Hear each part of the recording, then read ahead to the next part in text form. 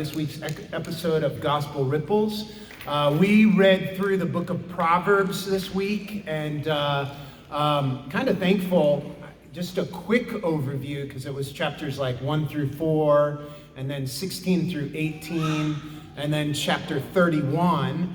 And Mike, I guess I'll just ask you, what was your gospel ripple that you saw this week? Yeah, well, we were talking a little bit about this, but there's so many different applications in life throughout Proverbs. But one verse that really stood out to me was Proverbs 17:15, and it says this: "He who justifies the wicked and he who condemns the righteous, both of them alike are in abomination to the Lord."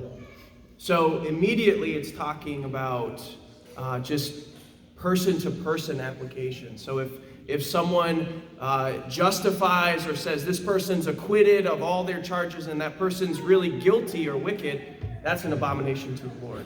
And in the same way, the opposite is true. If someone condemns a righteous person, that also is an abomination to the Lord. And when I was thinking about that in light of the big theme of Scripture, it poses a problem for us. Because we're wicked, in desperate need of justification before God. But how can God do that? Because if He just justifies us and we don't have any kind of status change, then that is going against His character. That's an abomination to Him. And this is where Jesus fits in. This is where the gospel ripple comes, because what Jesus does is He takes our sin on the cross, pays it in full, but then He also gives us His righteousness so that we are righteous before Him, and now we can be declared righteous. And then on top of that is also a precious promise that we take in light of Jesus, because it says, "He who condemns the righteous is also an abomination."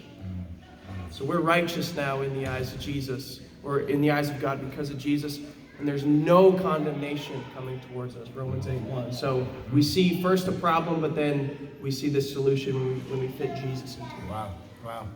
That's good thought. And I'm jumping in right after that with chapter 18. It says, "The name of the Lord is a strong tower. The righteous man runs into it and is safe." That's the gospel. Like, we run into what Jesus has done for us, and there's safety there.